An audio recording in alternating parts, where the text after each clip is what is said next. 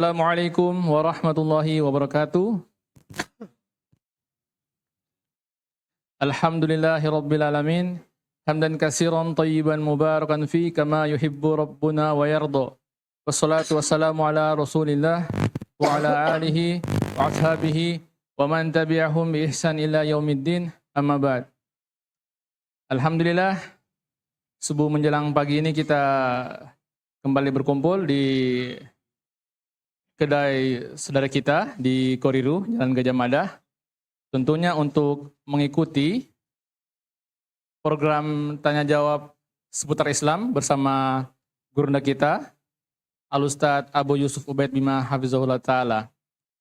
Tentunya dalam program ini kita bisa memberikan beberapa atau berbagai pertanyaan seputar Islam tentunya kepada guru kita. Jadi untuk ikhwah sekalian yang mendengarkan di rumah bisa memberikan pertanyaan melalui YouTube ataupun akun Facebook kita di Al-Hikmah Palu. Ataupun juga bisa menghubungi saya langsung melalui via WhatsApp, bisa menjawab saya langsung. Untuk ikhwah yang berada di sini bisa mengangkat tangan, nanti panitia memberikan mic dan bisa bertanya langsung kepada gurunda kita. Dan juga untuk pertanyaan program ini insya Allah akan berlangsung sampai pada pukul 8 pagi. Jadi, 7. Jadi kita akan sampai pada pukul 7 pagi. Baiklah, untuk mempersingkat waktu, berhubung Ustadz kita telah hadir di tengah-tengah kita, untuk pertanyaan pertama saya berikan kesempatan kepada para ikhwah. Untuk para ikhwah yang bertanya silakan mengangkat tangan. Ya, silakan Ami.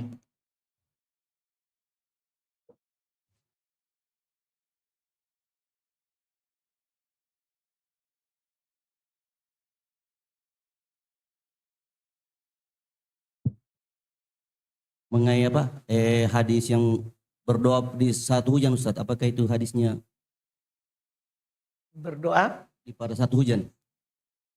apa hadisnya itu, Pak? Pernah dengar itu, maksudnya hadisnya masih dhaif atau hasan, Ustaz? Wallahu alam. Gimana lafadznya?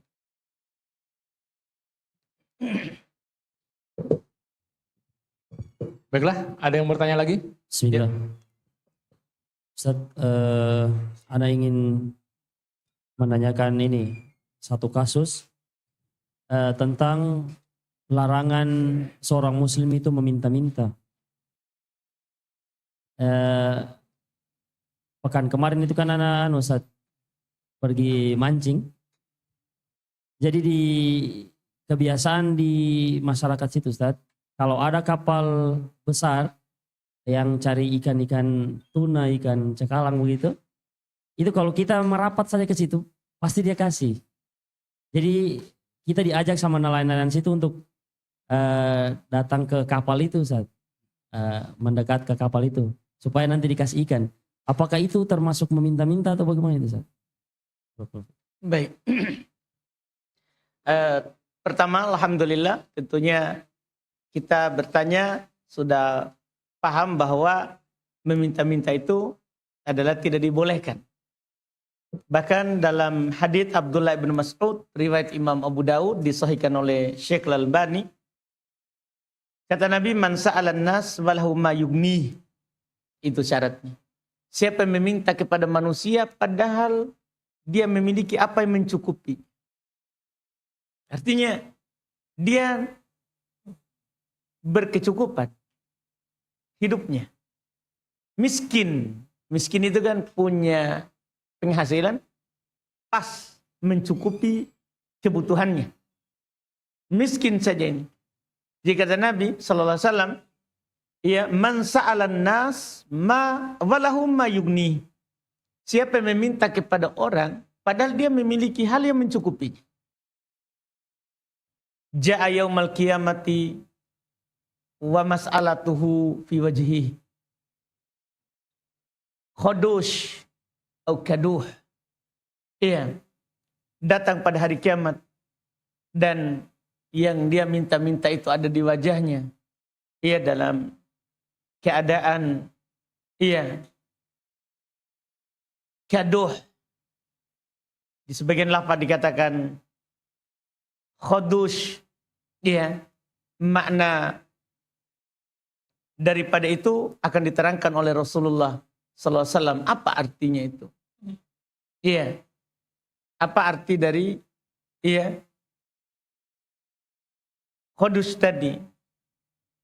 Yang kodoh tadi maknanya adalah dalam keadaan dia mencakar-cakar wajahnya sampai keluar dagingnya sehingga tinggal tulang. Jadi wajahnya ini tanpa daging. Wajahnya ini tanpa daging. Ini hadis yang dipakai oleh para ulama kita bahwa meminta-minta itu kalau kita punya kecukupan diharamkan. Bahkan kata Nabi dalam riwayat Bukhari Muslim, tentunya yang lebih sahih lagi daripada tadi riwayat Imam Abu Daud, kata Nabi, la tazalul mas'alatu bi ahadikum hatta yalqallaha wa laysa fi wajhihi muz'atu lahmin. Kata Nabi, terus menerus meminta-minta itu ada pada seorang dari kalian sampai dia berjumpa dengan Allah, tidak ada pada wajahnya sepotong daging pun. Dan kita pahami dari hadis Abu Daud tadi, ternyata tidak ada daging karena dia cakar sendiri.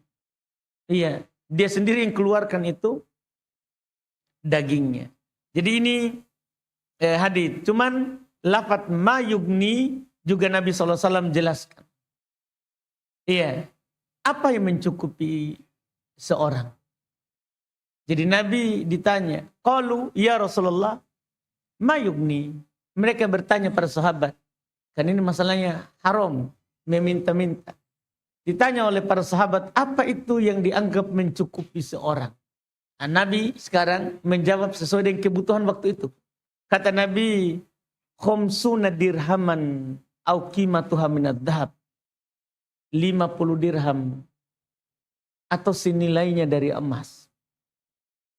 Senilainya dari emas. Fala tahillu lahul mas'alah. Nah, ini angka ini maksudnya kebutuhan yang mencukupi waktu itu. Makanya beliau bilang, dan apa yang senilai dengannya. Berarti sekarang berapa yang mencukupi seorang? Kalau dia sudah mencukupinya, maka kata Nabi di lanjutan hadis, sallallahu alaihi wasallam, fala tahillu lahul mas'alah. Tidak halal untuknya meminta-minta. Di sini kita bisa petik tadi. Kalau kita sebenarnya sudah punya ikan, jangan mendekat ke situ. Kecuali kita dipanggil.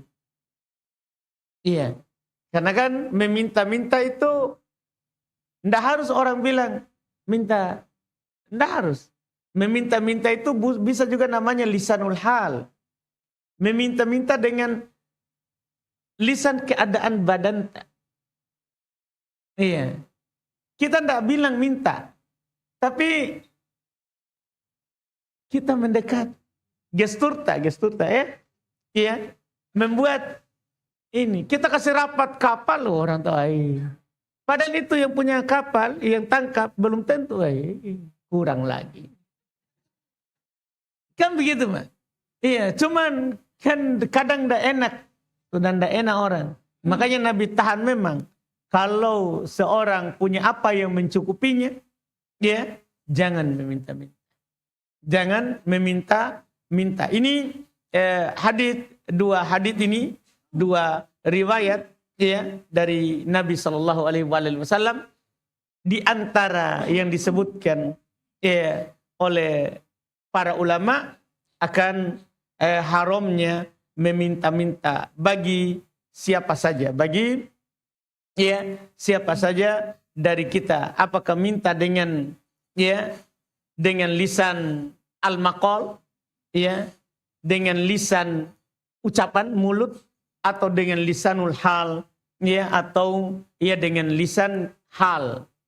Ya, dan sebagai faedah ada hadis Qabisah Ibn Mukharik, supaya kita paham juga, karena sebagian orang saya pernah dengar potongan video minta-minta untuk buka puasa itu masuk haram. Iya. Demikian pula yang orang sekarang minta-minta ta'awun, ada juga mengatakan haram. Ada yang mengatakan haram. Nah, ini sekaligus juga kebetulan ditanya, walaupun tidak ada masalahnya dengan ikan ini, tapi bisa juga nanti dihubungkan dengan ikan. Iya, dihubungkan dengan ikan. Jadi ada hadis yang perlu kita pahami, riwayat Muslim ini. Ini hadis riwayat Muslim, supaya kita tidak tabrakan hadis. Kan ada hadis haram minta-minta, tapi ada hadis Nabi mengecualikan kondisi. Sebenarnya sudah cukup tadi dikecualikan tadi. Nabi bilang kalau dia punya kecukupan. Artinya kalau dia tidak punya kecukupan, boleh. Iya kan begitu. Cuman ada hadis yang lebih rinci kalau terkait dengan yang boleh meminta-minta. Yang boleh meminta-minta. Dari sahabat Qabisah Ibn Mukharik Al-Hilali, beliau berkata, ya, tahillul mas'alah lirajulin ila ihda thalath. Halal masalah, halal meminta-minta. Kan tadi tidak halal.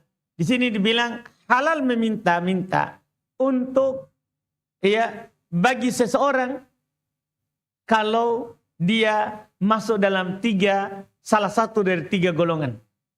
Apa itu? Rajulun asobat hujaihah. Ya, ijtahat maluhu. Fahallat lahul mas'alah. Seorang lelaki yang ditimpa oleh musibah langit. Angin kencang, gempa, tsunami, musibah langit. Tidak direncanakan olehnya. Iya. Maka ini kata, kemudian ijtahat malahu. Hartanya hancur semua. Hancur semuanya hartanya. Kata beliau, fahallat lahul mas'alah. Iya. Hatta yusibaki waman min aish. Halal baginya untuk minta-minta. Halal baginya untuk minta-minta. Sampai memiliki kehidupan yang bagus. Jadi kalau sudah bisa hidup, sudah tidak bisa lagi. Tidak boleh lagi. Ini rajul pertama. Seorang yang pertama. Yang kedua, warajulun asobat hufaqatun. Ya. Seorang lelaki ditimpa oleh kemiskinan. Seorang lelaki ditimpa oleh kemiskinan. Ya, faqah, bukan lagi miskin ya. Faqah itu rendah, bahkan bukan lagi fakir. Ya, bukan lagi fakir. Ditimpa oleh kesusahan. Iya. Terus kata beliau, hatta yakula thalathatun min dawil hija min qaumihi laqad asabat fulan faqah. Sampai 3 orang dari yang berakal di kampungnya menyatakan bahwa orang itu adalah orang ditimpa oleh kesusahan. Apalagi sekampung tahu. Sekampung tahu. Iya, 3 orang saja yang menyaksikan bahwa dia telah ditimpa oleh kesusahan. Iya, maka kata Nabi, fahallat lahul mas'alah. Halal baginya meminta-minta. Halal baginya meminta-minta. Ketiga, warajulun tahammilu lahu uqlah min qaumin fahallat lahul mas'alah. Masya Allah. Seorang lelaki yang menjadi penanggung, ya, penanggung dari orang banyak, maka halal baginya meminta-minta. 3 golongan tadi. Sebenarnya orang itu hidupnya tidak susah. Tidak juga ditimpa oleh musibah langit. Tapi di bawahnya ini banyak sekali tanggungannya. Dan dia tidak bisa memenuhinya sendiri. Maka halal baginya apa? Meminta-minta. Iya, jadi dari sini kita bisa pahami. Misalnya ada orang minta ta'awun. Minta ta'awun karena dia punya tanggungan yang banyak misalnya. Iya, halal. tidak masuk dari hadis yang tadi yang mengatakan apa? Haram. Ini supaya kita kompromikan hadis-hadis yang ada. Yang ini yang diriwayatkan oleh Imam Muslim rahimahullahu taala. 3 golongan yang dihalalkan dari meminta-minta. Ketika tadi kita mancing ini, kelaparan. Tidak ada ikan yang kita dapat. Ada sebelah lagi kumpul ikan, kan begitu. Boleh.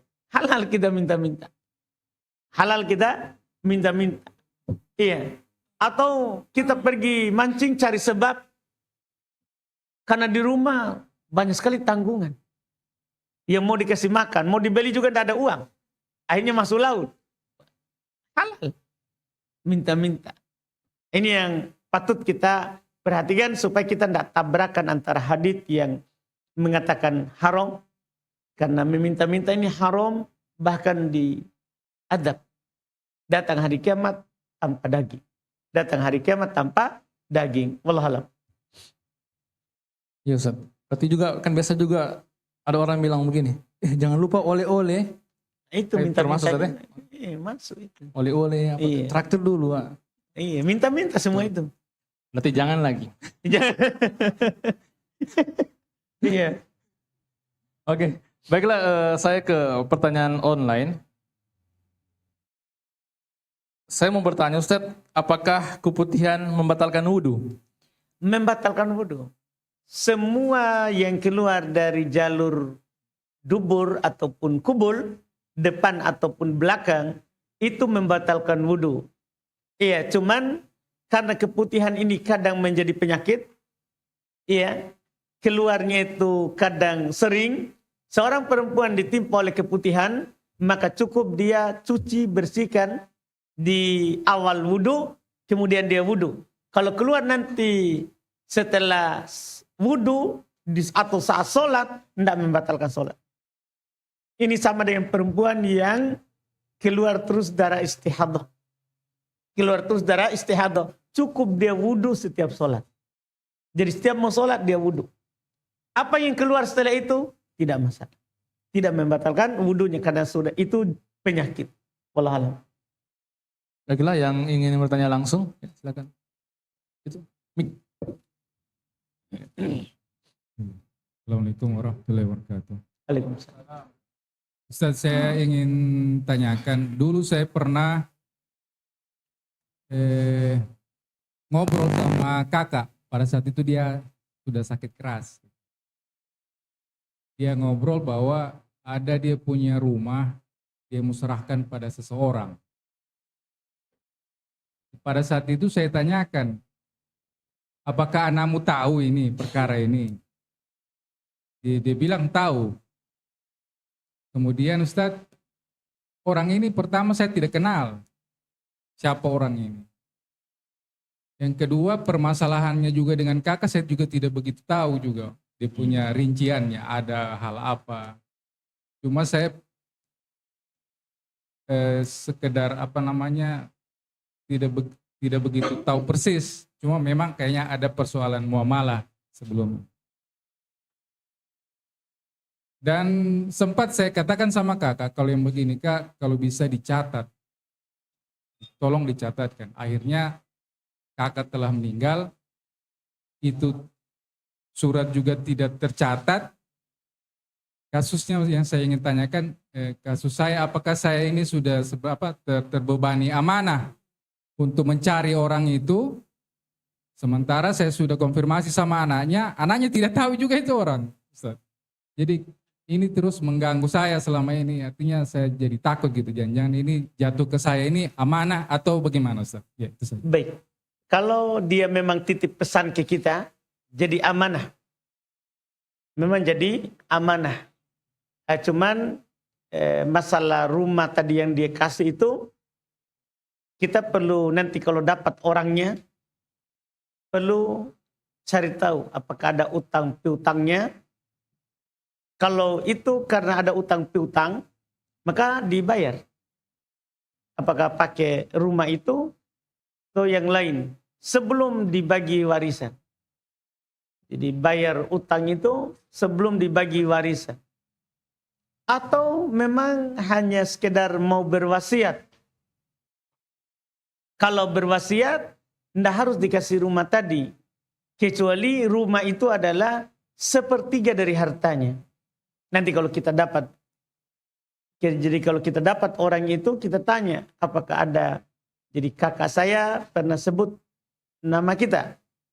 Apakah ada utang piutang? Jadi kalau utang piutang tidak ada masalah, memang langsung bayar dari hartanya. Tapi kalau itu bentuknya adalah wasiat, nah ini yang ditakutkan juga nanti. Jika itu adalah bentuknya wasiat, maka wasiat itu ada kadarnya. Wasiat itu boleh nanti kita jalankan kalau dia sepertiga dari harta. Kalau dia punya seperti itu, yang dia wasiatkan tadi sepertiga dari harta. Iya, itu ketentuannya. Jadi kalau rumah tadi itu memang sepertiga dari harta yang dia miliki, yang dia tinggalkan, dikasih tadi orang. Tapi kalau ternyata tidak, rumah itu lebih dari sepertiga, maka dinilai saja.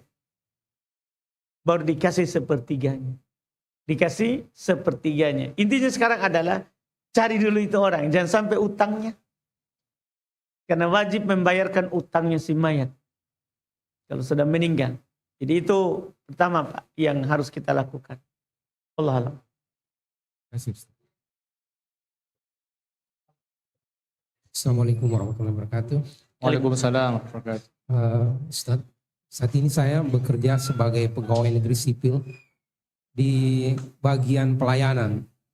Sering terjadi banyak orang memberikan sesuatu ucapan terima kasih, walaupun kami menolak dalam bentuk makanan ataupun dalam bentuk uang. Itu bagaimana hukumnya Ustaz? Padahal kami sudah menolak, tapi mereka mengatakan ini ikhlas. Di mana kita kerja tadi Pak? Di bagian pelayanan di pemerintah Kota Palu. PNS, Ustaz, PNS. Kita tanyakan dulu kepada pimpinan Pak, kepalanya kita. Iya. Terus juga apakah ada ketentuan di situ tidak boleh menerima atau tidak? Kalau ada sudah tertulis, sudah tidak usah kita tanya. Memang tidak boleh kita terima. Kalau dipaksa ambil, tidak apa-apa ambil, kasih miskin. Gitu saja. Kalau ada. Jadi jangan kita makan. Karena muslim ala syurutihim. Seorang muslim harus pegang syarat tempat dia kerja. Kalau tempat dia kerja mempersyaratkan itu dia pegang. Itu dia pegang. Tapi kalau misalnya dipaksa ambil, maka kasih saja miskin. Dia kasih miskin. Tapi kalau tidak ada ketentuan tertulis, tidak ada, maka kita tanya atasan. Ini ada yang kasih ini. Gimana? Atau kita tanyakan, iya gimana kalau ada yang kasih? Begitu Pak. Kalau apa yang dia bilang nanti, itulah yang dijalankan. Kalau dia bilang tidak boleh kamu ambil, ya tidak boleh. Kalau dia bilang ambil saja, ya boleh ambil. Tergantung yang di atas. Allah alam. Ya, baiklah, saya ke pertanyaan online lagi. Bismillah, Afwan Ustadz izin bertanya lagi, apakah sah sholat witir kita apabila kita melakukannya tidak ganjil karena lupa langsung salam? Kita ingat nanti selesai salam Ustadz dan sudah masuk subuh. Bagaimana Ustadz? Apakah sah sholatnya Ustadz? Kalau itu kita lakukan karena lupa, sah. Artinya kita sebenarnya mau ganjil, sudah dalam niat. Tapi ternyata kita berdiri. Kalau kita ingat sebelum salam, langsung duduk. Sebenarnya, kalau kita ingat ini, saat kita berdiri ternyata kita genap. Langsung duduk. Duduk, tasyahud. Dan masalah sekarang, ingat salam ya. Apabila kita ganjil, kita ingat nanti selesai salam Ustadz. Sah. Karena kita lupa sama sekali berarti. Iya, kita lupa sama sekali. Kalau kita ingat setelah salam. Iya. Kita ingat setelah salam, maka kita sah sholatnya tadi sesuai dengan niat. Dan seorang tidak dihukumi karena lupa. Seorang itu diangkat darinya catatan dosa. Kalau dia lakukan saat lupa atau ketiduran, dia lakukan saat dia gila, ya ini juga diangkat pena atau dia lakukan saat masih usia kecil. Wallahualam. Baiklah, yang ingin bertanya langsung, ya silakan Ami. Bismillah. Kalau tambahan bacaan Ustadz, biasanya kalau rakaat ketiga atau keempat biasa tidak sengaja mau baca surat pendek lagi. Apakah tetap sujud sahwi juga atau gimana Ustadz? Tidak, karena bacaan setelah Fatihah di rakaat ketiga dan rakaat keempat sunnah. Kita menyelisih sunnah, tidak sujud sahwi. Jadi sujud sahwi itu disebutkan oleh mayoritas disyariatkan kalau kita meninggalkan yang wajib atau menambah hal-hal yang wajib. Jadi yang wajib misalnya tasyahud awal kita tinggalkan. Apalagi meninggalkan rukun. Cuma bedanya kalau meninggalkan wajib tidak perlu tambah. Kalau meninggalkan rukun harus ditambah. Baru sujud sahwi. Baru sujud sahwi. Adapun meninggalkan yang sunnah tidak sujud sahwi. Iya, tidak sujud sahwi. Wallahualam.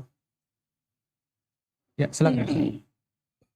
Ya, jadi Ustadz, kan salah satu syarat untuk mahasiswa itu selesai Ustadz, itu dia harus menulis skripsi.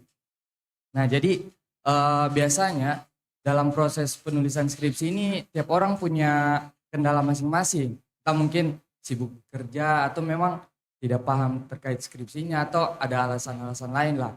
Nah jadi melihat alasan ini, itu banyak orang memanfaatkan keadaan dengan membuka jasa, itu jasa apa istilahnya sekarang dikenal dengan joki skripsi Ustaz. Nah jadi terkait pandangan syariat itu seperti apa untuk orang yang meminta di joki skripsinya dengan orang yang menjoki skripsi itu Ustaz?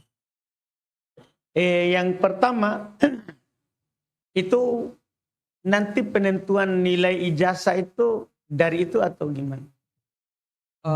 Dari sidang kan, setelah selesai skripsinya dilakukan sidang, kemudian diuji pemahamannya terkait skripsi yang ditulis Ustaz. Dari situ ditentukan nilainya. Berarti jawabannya kan yang dihafal dari tulisan. Dah, yang dihafal dari tulisan. Kalau itu biar tulisan orang. Kan begitu. Coba dari situ kasih langsung dapat nilai. Langsung dapat nilai. Berarti tidak boleh karena ini bukan tulisannya. Bukan juga jawabannya. Baru dia dapat nilai. Tapi kalau dia orang tuliskan, kemudian dia hafal, dia baca, dia kuasai. Setelah itu ditanya dia bisa jawab. Berarti dia dapat nilai bukan karena tulisan itu. Itu hanya tulisan sebagai apa? Sebab alat yang dia pakai untuk diuji tadi. Berarti sama dengan buku-buku lain Pak. Kalau harus tulis sendiri berarti harus kita teliti sendiri itu buku-buku. Kan begitu modelnya jadinya sekarang. Iya. Terus juga itu masalah pertama. Berarti nilai itu tidak masalah di ijazah itu. Itu masalah pertama kan. Kan kekhawatirannya orang adalah, wah ijazahmu nilai palsu itu. Iya, palsu karena itu kalau itu modelnya adalah orang lain yang kerjakan, bahkan jawabannya orang lain kerjakan. Kan ada juga sekarang joki itu, joki tes. Jadi dia cuma duduk-duduk gerakan mouse, katanya begitu. Orang lain jawabkan. Orang lain jawabkan, ini yang salah. Ini yang diharamkan. Kalau ini ada orang tuliskan untuk dia dan dia kuasai, kemudian diujikan, dia sendiri yang jawab. Tidak masalah dengan nilainya. Kemudian tinggal masalah berikutnya adalah ini karyanya. Kalau ini karya ilmiah yang harus dipertanggungjawabkan oleh dia, betul harus dia tulis. Tapi kalau hanya sekedar syarat lulus, syarat untuk ini, bukan karya ilmiah yang nanti akan dikeluarkan bukunya. Kan sebenarnya begitu itu Pak. Kalau karya ilmiah itu memang ilmiah berdasarkan penelitian, itu diterbitkan. Jadi makalah ilmiah. Jadi ada pertanggungjawaban. Memang kita pernah teliti atau tidak. Kalau hanya sekedar syarat. Iya, tidak masuk di situ. Iya, Wallahualam. Ya, baiklah untuk ikhwah yang di luar. Tapi kalau kayak begitu dia memang tidak dilarang dari undang-undang, tapi oleh akademiknya, kampusnya berarti mencederai kode etik begitu. Ya, kalau kampusnya larang enggak boleh. Itu lagi kembali ke al-muslim ala syurutihim. Ya kan, tapi kan kadang ada kampus sudah siapkan memang jasanya. Mau buat sendiri atau dibuatkan. Berarti kan enggak ada masalah. Kan begitu. Ya kan Pak, jadi sebagian kampus memang ada mengatakan harus kamu sendiri. Karena memang ada juga orang yang suka menyiksa ya. Biar salah satu kata, belum. Iya. Karena dulu saya juga kasih begitu, balas dendam ini. Iya. Tapi ada juga kampus yang mempermudah. Disiapkan dosen pembimbing. Ya. Disiapkan lagi, dibuatkan. Sudah ada semua kerjasama seperti yang beliau bilang tadi. Tapi kalau seperti yang kita bilang kampus bilang tidak boleh, ya kita al-muslim ala syurutihim. Kita harus teliti sendiri, buat sendiri. Iya, walaupun kata buat sendiri ini tidak juga. Karena kita itu buat sendiri artinya kita menukil-nukil juga. Bukannya kita sendiri yang buat sekali begitu. Cuman kita nukil-nukil juga.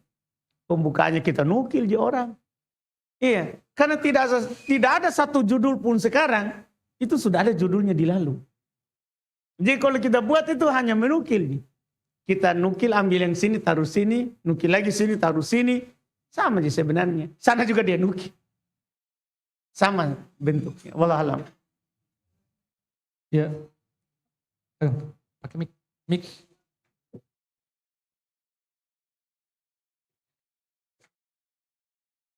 Untuk kanda-kanda yang di luar mau bertanya, bisa bakode nanti di offer mic. Kalau tidak ada? Oh ya silakan Tum.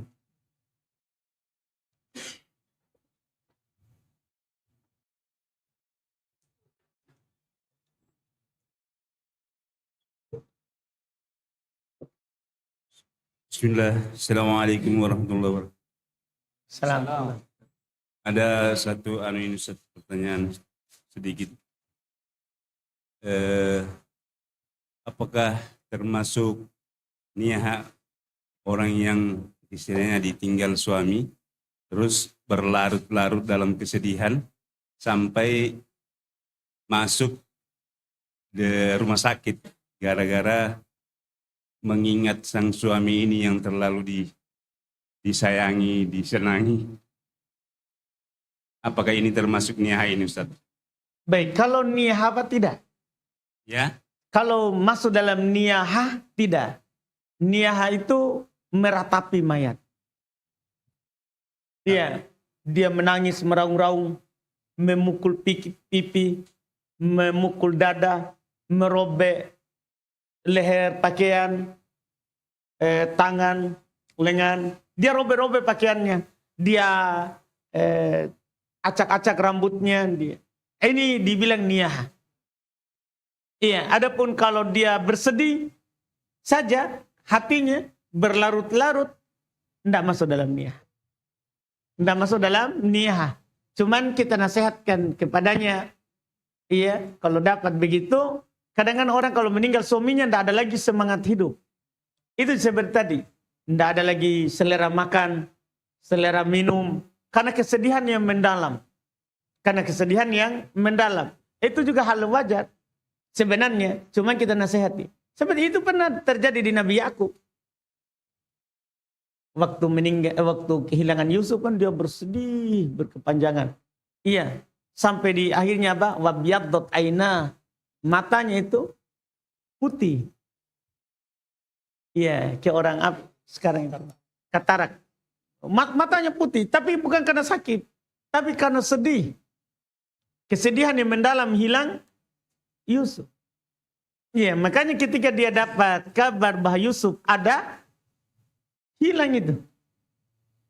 Hilang tadi itu yang putih. Kembali melihat. Kembali melihat. Ini masalah hati, tidak masuk dalam niyah.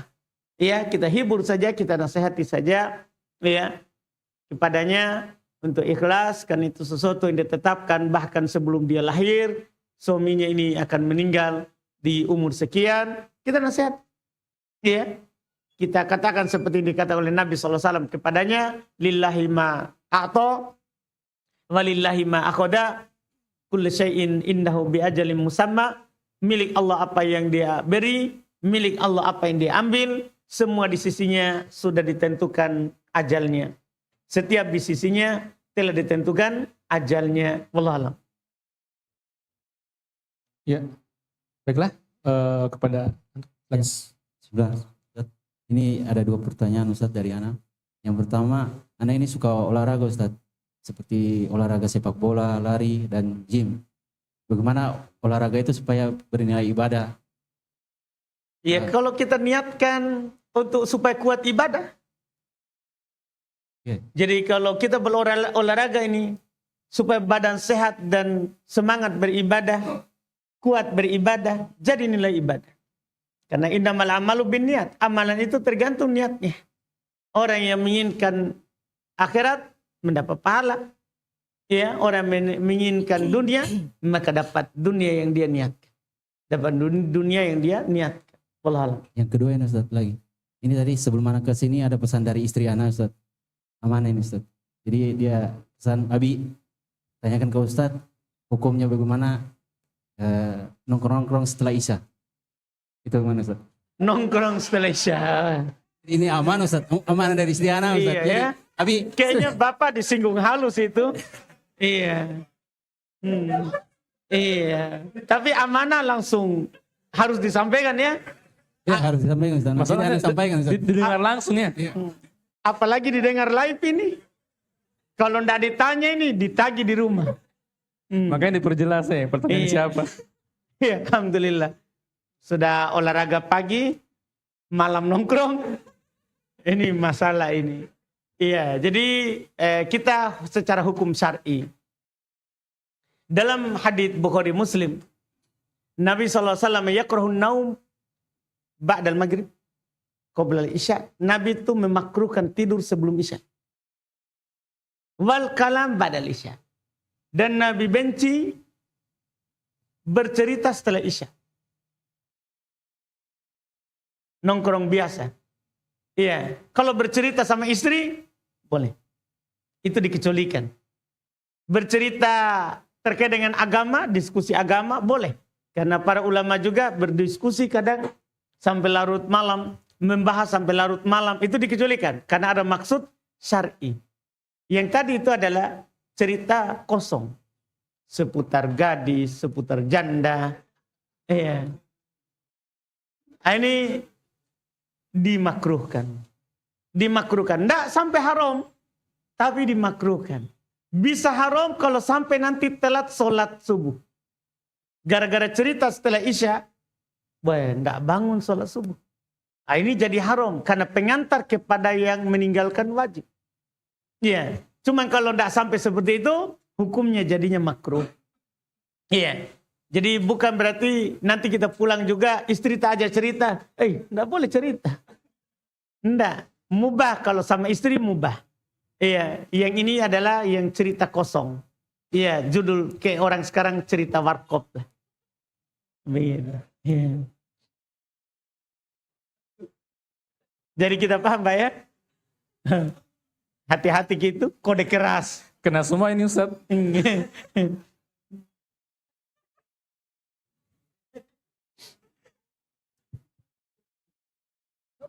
Bagaimana? Baiklah saya ke pertanyaan online dulu. Afwan mau bertanya Ustadz, kebiasaan saya haid 7 hari. Tapi karena sekarang pakai KB iud, 7 hari itu masih flek hitam, tapi sedikit dan jarang. Apakah tidak apa-apa, saya mandi saja? Atau tetap tunggu darah putih keluar Ustadz?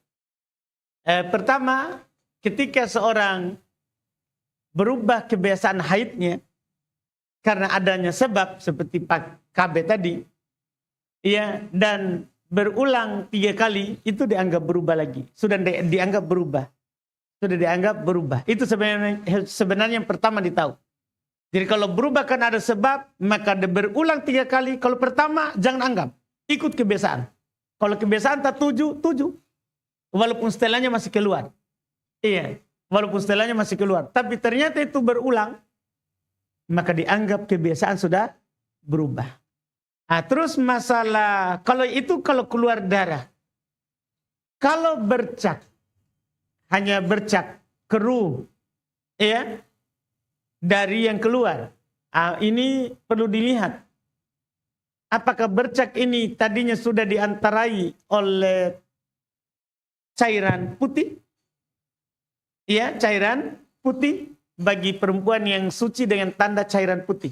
Ada juga perempuan sucinya bukan dengan itu, tapi dengan keringnya tempat keluar. Di masa Nabi 2 itu tandanya. Iya, 2 itu tandanya. Nabi perintahkan seorang perempuan yang bingung tentang itu untuk memasukkan kapas di tempat keluar.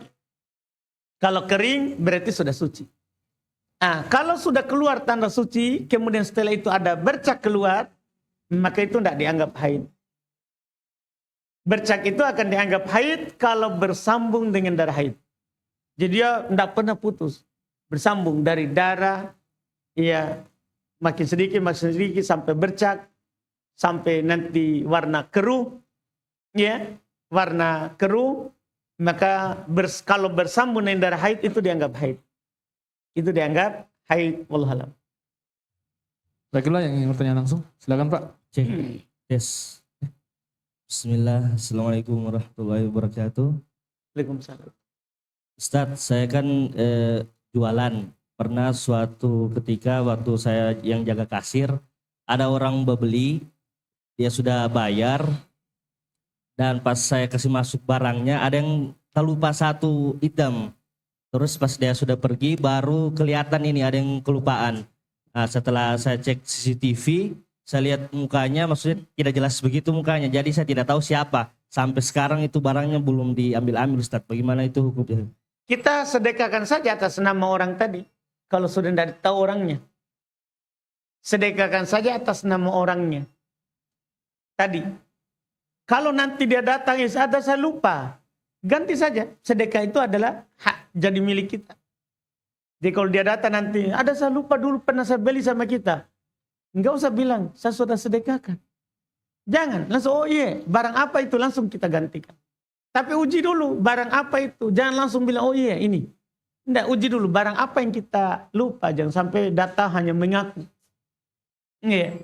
Barang apa yang dia lupa, ditanya, ternyata setelah dia jawab, kita kasih. Iya, enggak perlu kita bilang, saya sudah sedekahkan. Itu nanti menjadi sedekahnya kita. Menjadi sedekahnya kita. Daripada nanti hari kiamat baru kita ditagih, dulu pernah saya lupa barang di kamu. Mana mi? Tidak ada barangnya. Yang ditukar pakai amalan tak. Nah, kalau kita sudah sedekahkan, maka di sana nanti ada pilihan. Sudah saya sedekahkan, kamu ambil pahalanya sedekah itu, atau kamu mau ambil ya tagih dari saya barang itu, dan kita tidak rugi karena sudah ada nilai sedekah tadi. Wallahu a'lam. Silakan Ami. Ini terkait sholat Ustadz. Waktu itu kami singgah di salah satu masjid pada waktu sholat. Pada saat sholat di tasawuf, imamnya tidak melakukan tasawuf tapi berdiri. Kemudian makmum di belakang tidak mengingatkan, hanya orang yang jauh mengingatkan pada saat itu. Tapi imam tidak dengar. Akhirnya sholat mengikuti imam atau bagaimana itu pada saat itu? Tasyahud apa ini Pak? Akhir. Tasyahud akhir. Nah, kalau tasyahud akhir, tidak boleh kita ikut. Kita ingatkan subhanallah. Kemudian kalau imam duduk, ya alhamdulillah. Kalau tidak, kita tunggu sampai duduk. Kan tidak boleh kita menambah. Beda kalau tasyahud awal. Kalau tasyahud awal, imam sudah berdiri lurus, kita bilang subhanallah. Supaya dia tahu kalau dia lupa tasyahud. Tidak boleh lagi dia duduk. Kalau sudah lurus, kita juga ikut berdiri. Nanti tinggal sujud sahwi sebelum salam. Jadi beda Pak kejadian tasyahud awal sama tasyahud akhir. Kan tasyahud awal boleh langsung berdiri, ya ikuti imam. Kalau tasyahud akhir tidak boleh karena kita akan menambah rakaat sementara kita tahu itu tambah. Seperti itu. Allah alam. Tanya Ustaz. Semalam kan Ustaz bilang kita harus bersungguh-sungguh untuk bertakwa begitu apa dalam menjalankan ibadah Ustaz. Terus kita sudah bersungguh-sungguh tapi kita masih tergelincir, itu bagaimana Ustaz? manusia biasa, Pak. Apa itu sudah jadi takdir atau bagaimana? Ustaz? Iya, tidak ada yang keluar dari takdir. Jadi kalau kita bersungguh-sungguh, kemudian kita jatuh lagi, kita kurang, itu sudah di luar kemampuan kita. Karena itu sudah keinginan kita mau, tapi keinginan Allah tidak. Seperti itu sudah ditentukan. Kalau soal rezeki Ustaz, kan sudah ditentukan Ustaz itu. Betul. Terus bagaimana soal rezeki yang haram itu Ustaz? Apakah itu sudah ketentuan dari awal atau Semua Pak, rezeki halal atau haram sudah itu takdirnya Allah. Cuman ketika itu menjadi takdir bukan berarti nanti kita berdalil dengan takdir untuk melakukan yang haram yang akan datang. Enggak. Karena kita enggak tahu rezeki. Jelas kita diharamkan untuk melakukan yang haram, diperintahkan untuk melakukan yang halal. Cuman ternyata dia dapat rezeki dari halal, haram tadi, rezekinya itu ketentuannya Allah. Ketentuannya Allah. Tidak ada yang keluar dari ketentuannya Allah. Izin Ustadz. Silakan Pak.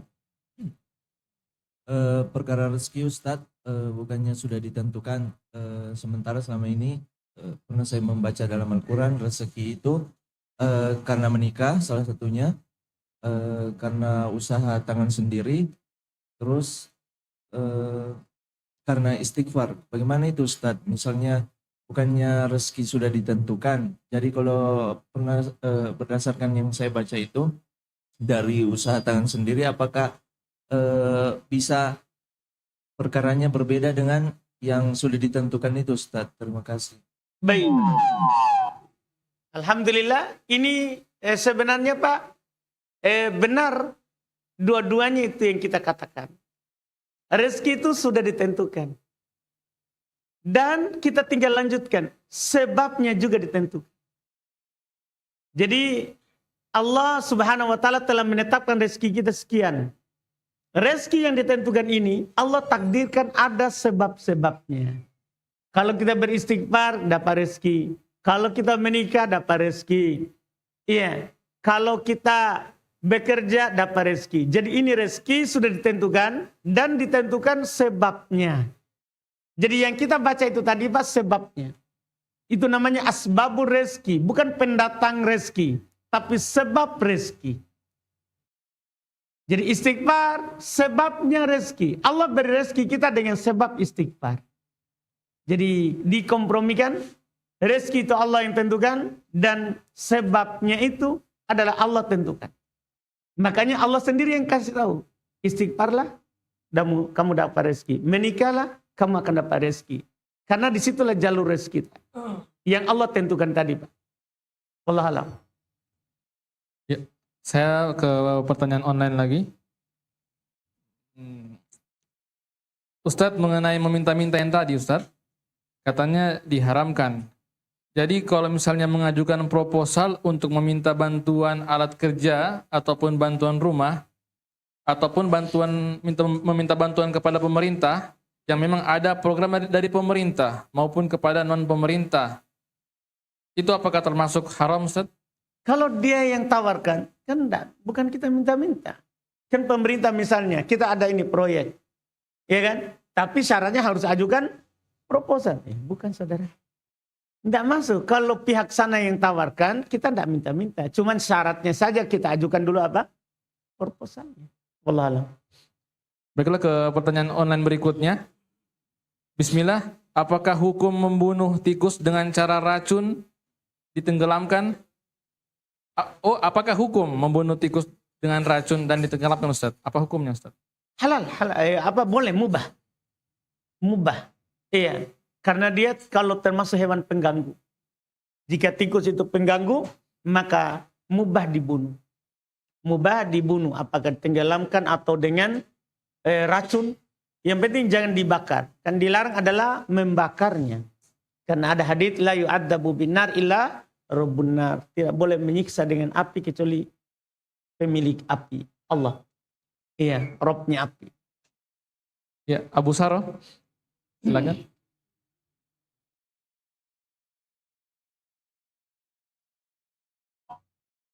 Ya, terima kasih. Disebut lagi nama saya karena memang baru hadir. Ya, mohon maaf kalau pertanyaan saya ini menyenggol seseorang ya.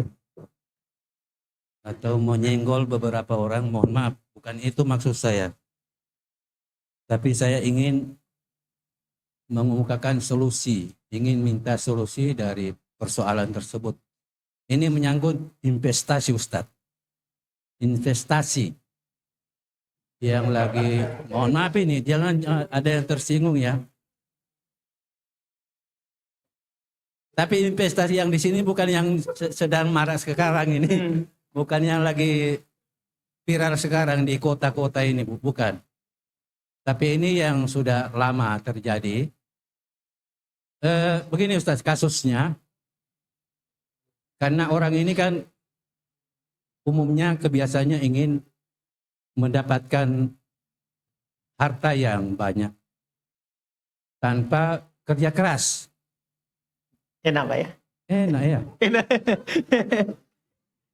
Sehingga ada tawaran-tawaran dari perusahaan. Ini saya mengerucut ke perusahaan, misalnya perusahaan sawit. Karena pernah juga saya terlibat di situ. Perusahaan sawit menawarkan kami akan buka kebun sawit sekian ribu hektar. Dan siapa yang ingin masuk silakan membeli lahan per kapling 2 hektar. Harganya sangat terjangkau, 1 juta misalnya. Sehingga orang tergiur. Karena kan sawit kan hitung-hitungan ekonominya luar biasa. Dalam seminggu bisa, dalam sebulan bisa panen dua kali. Itu kalau normal, dirawat dengan baik. Terakhir, singkat ceritanya, investasi sudah masuk. Namun proyek yang dijanjikan ini gagal. Sementara ada owner-owner yang sudah mengumpul orang untuk membayar lahan tersebut. Tapi lahannya ada Ustadz, lahan ada. Hanya proyek ini tidak jadi. Dan lahan itu sudah dibayar sebagian. Sebagian dipakai untuk operasional. Nah, bagaimana ini owner yang sudah mengumpul itu, Ustaz? Apakah dia bertanggung jawab untuk mengembalikan uang yang sekian itu? Atau memang sudah selesai karena lahan ada, hanya lahan itu kan di Indonesia ini ada namanya hutan negara. Dalam sekian tahun kamu tidak olah, kembali ke negara.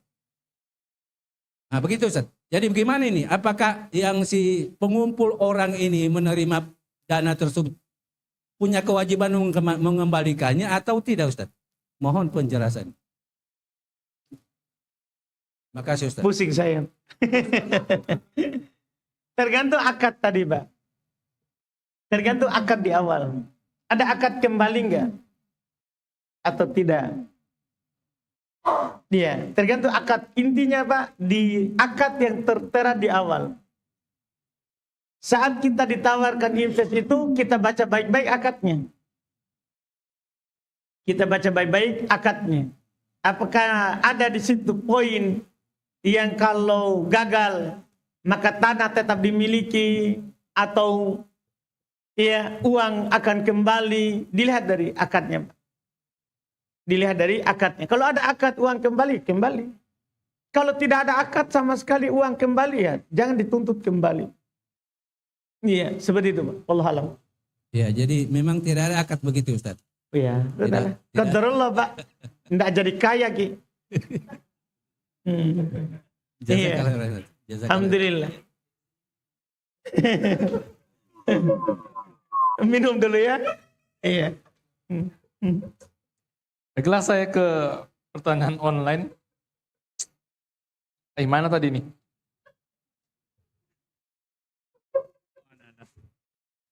Bismillah, afwan Ustadz. Apakah takdir baik dan buruk itu sudah ditentukan oleh Allah?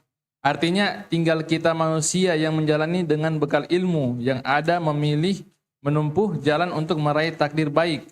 Dan jika kita lengah, maka kita juga yang memilih meraih takdir buruk. Begitu Ustadz. Semua takdir ditentukan oleh Allah. Bahagia, sengsara, semua. Semua sudah ditentukan oleh Allah. Iya. Dan masalah takdir ini kita sendiri memang harus meyakini seperti itu. Kapan kurang, maka kita akan masuk antara Qadariyah atau Jabariyah. Karena Qadariyah berkeyakinan perbuatannya itu adalah dia sendiri yang cipta, bukan Allah. Qadariyah. Jabariyah lawannya. Seluruh perbuatan ini murni Allah, bukan saya. Saya ini seperti dedaunan yang jatuh dari pohon. Di mana jatuh? Tergantung angin. Itu Jabariyah. Itu Jabariyah. Yang benarnya adalah pertengahan dari Qadariyah dan Jabariyah. Yaitu semua yang kita lakukan ini adalah takdirnya Allah, ciptaannya Allah. Ciptaannya Allah. Tapi kita punya keinginan, punya kehendak. Dan Allah karena kita punya keinginan, punya kehendak, Allah sudah ingatkan mana yang baik, mana yang buruk. Kalau kita jatuh, ternyata dalam keburukan, qadarullah. Tinggal beristighfar. Kalau belum terjadi, tidak boleh kita berdalil dengan takdir. Ayo saya lakukan saja. Kalau takdirku kan qadarullah, Anda. Dan tidak boleh kita berdalil dengan takdir apa yang kita belum lakukan. Besok kita tidak tahu. Tapi yang telah lewat, boleh kita berdalil dengan takdir. Seperti Adam. Saat disalahkan oleh Nabi Musa. Adam, gara-gara engkau kami keluar dari neraka, kami keluar dari surga. Kami hidup di dunia ini letih, capek. Karena kamu makan itu. Buah. Adam bilang, kamu mencela saya terhadap takdir yang sudah ditentukan oleh Allah. Sudah ditentukan bahwa kita akan menjadi khalifah fil ardh. Menjadi penghuni bumi. Jadi Adam berdalil dengan takdir yang telah lewat. Apa yang telah lewat? Qadarullah. Tidak usah kita berdalam-dalam memikirkan itu sudah bagian dari takdirnya Allah. Kita perbaiki saja yang sekarang, beristighfar dan berusaha baik apa yang akan datang. Dan keimanan kita ini supaya kita tidak masuk di Jabariyah dan Qadariyah, intinya kita harus pahami, beriman terhadap takdir, kita harus yakini 4 hal. Kita percaya semuanya telah tertulis, telah ditentukan oleh Allah. Kita percaya semuanya diketahui oleh Allah, apapun yang terjadi. Kita percaya semuanya dikehendaki oleh Allah. Kita percaya semuanya dicipta oleh Allah. Kalau kita kurang dari 4 ini, maka antara Qadariyah atau Jabariyah. Jadi ini 4 rukun keimanan terhadap takdir. Kita yakin Allah mengetahui apapun yang terjadi di alam atas, alam bawah. Kita yakin Allah Subhanahu wa taala yang menghendakinya. Kita yakin Allah Subhanahu wa taala yang telah menulisnya. Allah Subhanahu wa taala yang menciptanya. Yang menciptanya. Dan adanya takdir yang baik, demikian pula adanya takdir yang buruk, semuanya itu baik di sisi Allah. Karena buruk itu menurut kita. Menurut kita yang menganggapnya itu buruk. Tapi sebenarnya itu baik. Misalnya sakit. Buruk. Menurut kita kalau kita sakit. Tapi sebenarnya baik. Dengan sakit gugur lagi dosa. Makanya wasyarru laisa ilaihi. Tidak boleh disandarkan keburukan kepada Allah. Karena sebenarnya buruknya pun baik. Buruknya pun baik. Itu dia. Apapun yang kita dapatkan yang tidak baik, itu sebenarnya baik. Cuman kita yang kadang menganggapnya buruk. Wallahualam. Berarti Ustaz, masih perkara takdir Ustaz. Ada yang hadisnya Nabi Ustaz, ada sahabat yang bertanya itu tentang takdir. Untuk apa kita beramal kalau ternyata sudah ditetapkan penghuni neraka? Betul. Boleh Ustaz dianukan hadisnya lagi Ustaz atau disiarahkan? Jadi kan Nabi jelaskan sebenarnya semuanya telah ditulis. Kalau begitu, ya kita afalan natakil. Kita kenapa tidak sandar saja kepada takdir? Ya kan? Karena sudah tentukan. Karena kita tidak tahu takdirnya, kita apa, iya, maka Nabi katakan, imalu kulun miyassarun lima khuliqalah. Beramal, semuanya akan dimudahkan sesuai takdirnya. Maksudnya, tidak bisa juga bersandar pada takdir karena kamu tidak tahu. Karena takdir itu sirullah, rahasianya Allah. Maka kita apa? Lakukan saja sebab. Siapa tahu itu tercatat di Lauhul Mahfuz. Iya kan? Iya, lakukan saja. Kalau tidak tercatat kan tidak mungkin jadi. Tidak mungkin jadi. Seperti misalnya ini kita buka servis HP. Iya. Kita buka itu, tidak bisa kita bilang, nggak usah bukalah. Kalau ditakdirkan pasti datang rezekinya. Tidak, buka saja sebab. Nanti baru tunggu, baru berdalil dengan takdir. Tidak ada datang hari ini, qadarullah. Tidak bisa bilang, nggak usah buka kalau rezeki datang gitu. Harus melakukan sebab. Lihat burung, kan rezekinya sudah tentukan. Tapi apakah dia tinggal di sarangnya? Tidak, dia keluar. Apa yang didapat hari ini, itulah takdir. Jadi lakukan sebab walaupun sudah ditakdirkan. Karena kita tidak tahu yang mana takdirnya. Wallahualam. Ya, silakan Ami. Bismillah Ustaz, ada pertanyaan titipan Ustaz. Bagaimana kalau seumpama dia jasa Ustaz? Bagaimana kalau seumpamanya dia pergi ke Kalimantan Ustaz? Kan di Kalimantan itu anggaplah anda punya pasir Ustaz. Terus anda punya pasir bagus kan, di yang bagusnya katanya, misalnya di Sulawesi katanya Ustaz. Ada. Tinggi-tinggi bisnis Bapak nih. Umpama Ustaz, umpama. Jadi Ustaz, dia enggak punya barang, dia enggak punya pasir Ustaz. Terus di sana dia tawari pembeli, bagaimana kalau saya carikan barang ini di tempatku? Apa itu boleh Ustaz? Tapi dia jelaskan saya enggak punya barangnya. Apakah mau saya carikan di tempatku? Ya pakai itu boleh Ustaz? Enggak usah contoh itu. Kita sekarang, kita enggak punya nasi kuning. Tuh, daripada contoh orang, kita tidak punya nasi kuning, tapi kita tawarkan ke orang. Ada saya tempat nasi kuning bagus. Tapi di situ dia dapat Ustaz, dapat keuntungan. Iya, makanya tunggu dulu sedikit. Bapak, saya belum lanjut, sudah dipotong. Iya, kan baru contoh. Belum dilanjut. Iya. Jadi boleh nggak itu dulu? Tanpa kita bilang untuk atau tidak dulu. Kalau kita menjadi wakilnya si pembeli atau wakilnya si penjual, boleh nggak? Kita nggak punya barangnya. Boleh kan? Ya, apa ininya? Adapun keuntungannya, halal kan? Yang penting ada kerjasama dari si pembeli atau ada kerjasama dari si penjual. Ya, Bapak tidak punya nasi kuning, tapi kerjasama sama penjual nasi kuning. Akhirnya Bapak status, yang mau nasi kuning pagi ini silakan pesan. Kita sudah akad sama yang punya toko. Halal, boleh. Wakil itu ndak harus punya barang. Wakil itu ndak harus punya barangnya. Kita kalau Bapak bilang, saya jual nasi kuning. Dia bilang begitu, ndak punya nasi kuning. Dia bilang dia jual. Nggak boleh. Karena kita sebagai penjual pihak pertama.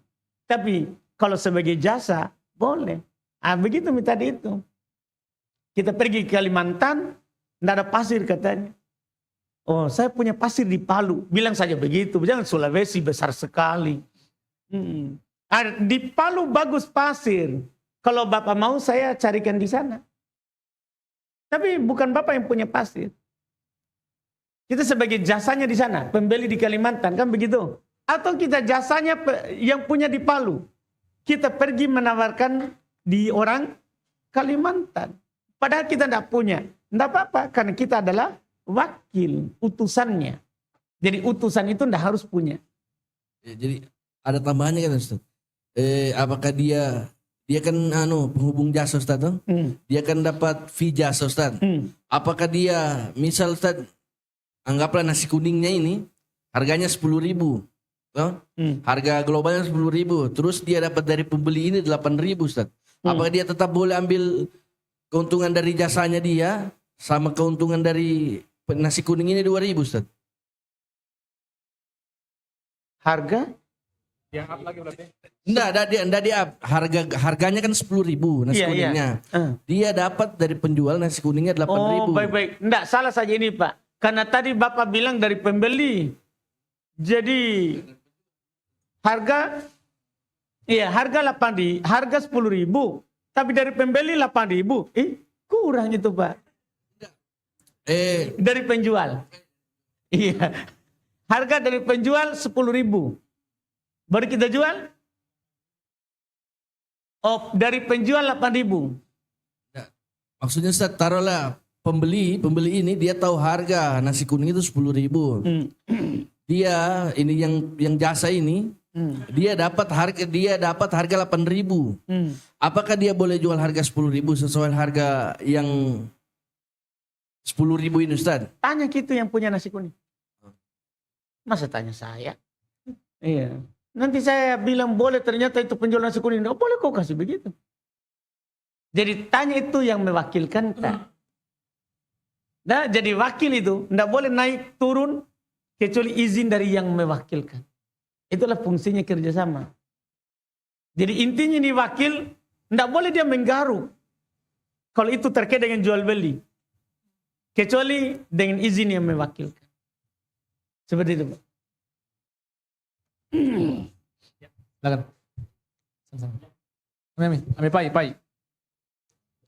Bismillah Ustaz, terkait dengan amanah dalam bermuamalah Ustaz. Kadang ada pelanggan Ustaz, maunya kita yang racikan parfumnya Ustaz. Qadarullah enggak bisa datang ke toko, jadi kita video call. Jadi kita yang atur anunya, cara raciknya apa semua. Baru karyawan yang Ustaz, yang isi di botol itu apakah sudah termasuk sudah amanah? Sudah termasuk kalau kita yang mengajarkannya. Ya, kalau ada udur ya, kecuali ada syarat, harus kamu langsung. Kalau ada syarat begitu, harus. Kalau al-muslim ala suruti. Tapi kalau tidak ada itu, tidak apa-apa. Yang penting kita arahkan. Wallah. Ini Ustaz, ada pertanyaan mengenai hukum tayamum di pesawat. Apakah boleh karena secara kasat mata tidak ditemukan debu yang menempel di dinding atau di kursi? Baik, Pak. Jadi memang ada dua pendapat. Mungkin penanya berpendapat dengan pendapat itu. Karena dia menyatakan debu. Jadi memang, Mbak, ada dua pendapat terkait dengan tayamum itu. Ayatnya adalah fatayammamu so'idan thayyiba. Bertayamumlah dengan so'id yang suci. Kata so'id ini yang diperselisihkan artinya. Di antara para ulama ada yang menyatakan bahwa as-so'id adalah at-turab. Tanah. Minimal debunya yang dari tanah. Iya. Jadi itu pendapat pertama. So'id itu bermakna tanah. Sementara di sana ada juga yang berpendapat as-so'id adalah kullu ma taso'at alal ard.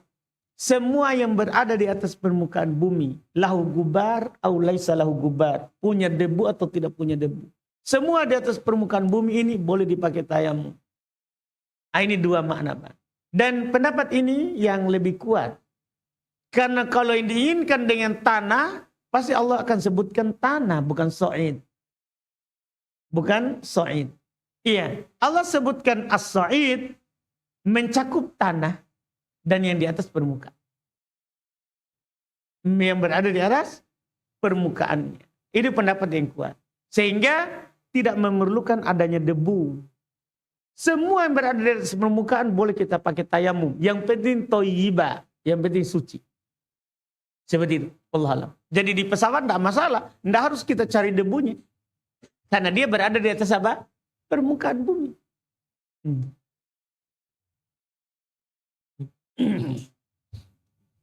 Bismillah. Sini ada pertanyaan Ustaz. Terkait hadis man qatala wazagon fi awali dorbatin kutibat lahu miatu hasana fi tsaniya duna dzalik wa fi tsalitsa duna dzalik Di situ wazagonnya Ustaz diterjemahkan apa? Cicak atau tokek? Cicak. Iya, dia membunuh cicak. Siapa yang membunuh cicak dengan 1 kali pukulan, maka dia dapat 100 kebaikan.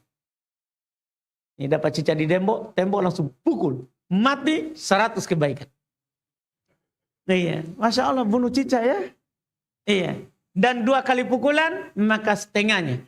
3 kali pukulan di bawahnya lagi. Iya, jadi makin banyak pukulannya makin kurang pahalanya. Ya, ketapel.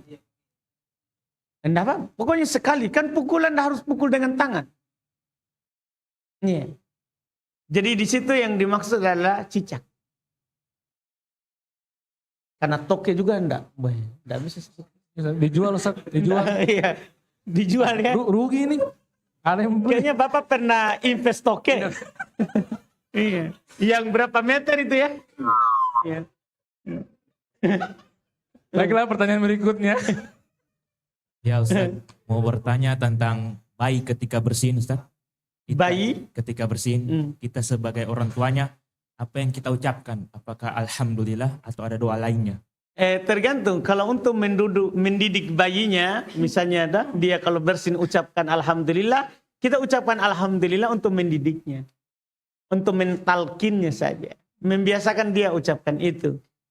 Iya, adapun kalau tidak, maka kita ucapkan syafakallah. Ada saya dengar dia katanya doanya Allahumma barik. Bisa juga.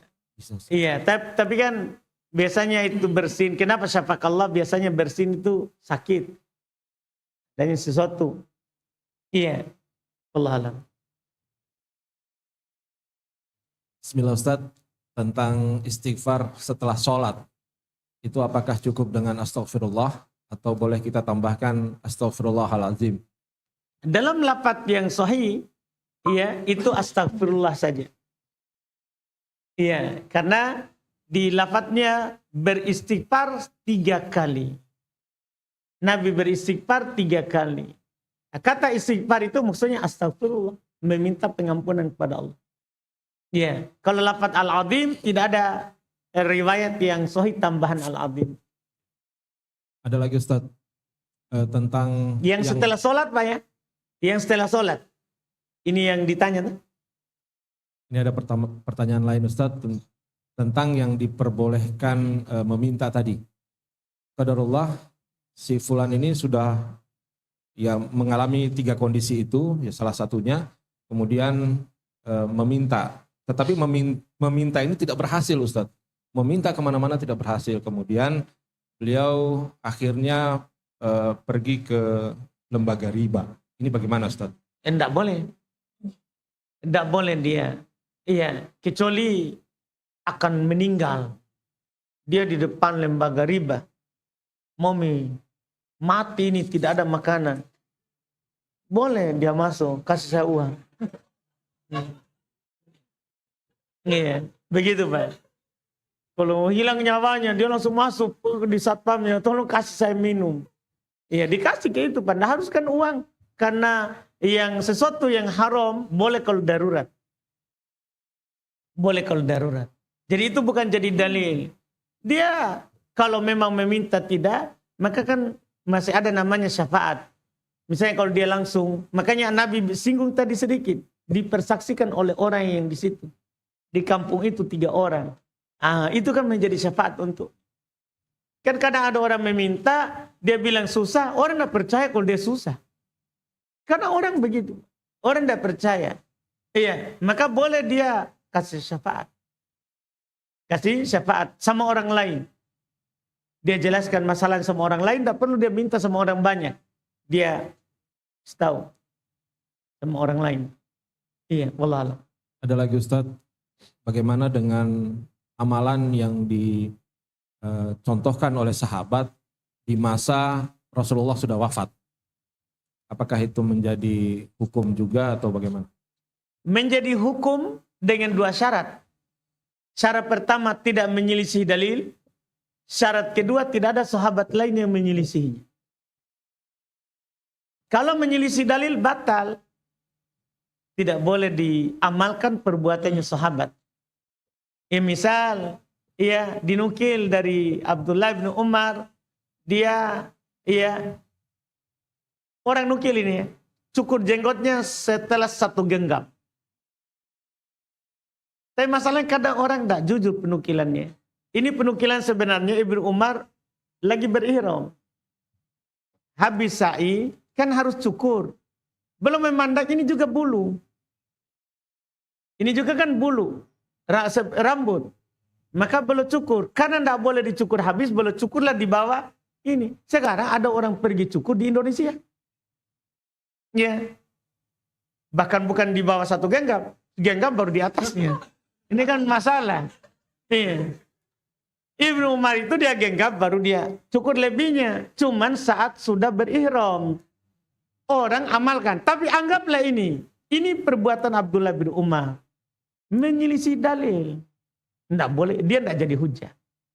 Karena dalil itu adalah Nabi. Perbuatan sahabat kalau menyelisih Nabi. Tidak diamalkan. Tidak diamalkan. Demikian pula kalau tidak menyelisih Nabi. Tidak kita dapat. Tapi ada sahabat yang menyelisihinya. Tidak bisa juga kita amalkan. Tidak bisa jadi hujah. Begitu Pak, 2 syarat itu. Yang terakhir Ustadz, ada pernah Anda dengar ketika wafat Rasulullah itu tidak langsung dimakamkan sampai beberapa hari. Apa memang seperti itu dan bagaimana, apakah ini juga bisa menjadi contoh atau dalil gitu Ustadz? Jadi tidak bisa juga dikatakan berhari-hari ya. Tidak. Jadi waktu itu banyak hal sebenarnya yang terjadi. Sehingga membuat itu tidak segera sekali. Begitu. Tapi bukan berhari-hari. Banyak hal. Hal pertama, mereka berselisih terkait dengan nanti kuburannya di belah tengah atau belah samping. Sampai mereka harus mengundi. Mereka mengatakan jadi di Madinah itu ada yang tukang gali kubur belah tengah, ada yang belah samping. Kayak itu juga butuh ahli. Jadi ada memang petugas begitu. Maka mereka mengutus kepada 2 orang tadi. Siapa yang muncul duluan itu yang kita lakukan. Kepada kuburan Nabi. Ternyata yang muncul duluan adalah yang belah samping. Yang lahat. Nah itu yang disuruh. Jadi banyak hal. Waktu memandikan mereka juga berselisih. Apakah kita akan membuka bajunya Rasulullah ini saat dimandikan atau tidak. Karena biasanya selain Nabi dibuka. Pakaiannya dimandikan, ditutup auratnya saja. Jadi Rasulullah juga mereka selisihkan. Iya. Belum lagi banyak kekacauan waktu itu Pak. Orang-orang yang baru masuk Islam murtad. Murtad. Karena sebagian orang waktu itu masuk Islam karena Muhammad. Sehingga saat Nabi tahu meninggal, murtad. Banyak masalah.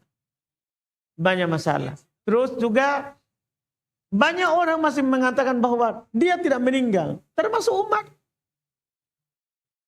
Tidak meninggal ini. Dia terbawa suasana, tidak meninggal. Ya, sampai Abu Bakar yang meyakinkan mereka berdiri berkhutbah bahwa Nabi memang sudah kabarkan akan meninggal. Ya kan? Di Quran dijelaskan, innaka mayyitun, ya, kamu akan meninggal. Jadi disadari bahwa meninggal. Itu hal terjadi itu kejadian. Kemudian juga mereka tidak mau mengubur Rasulullah sebelum ditentukan penggantinya. Sampai terjadilah kesepakatan bahwa mengganti Rasulullah adalah Abu Bakar.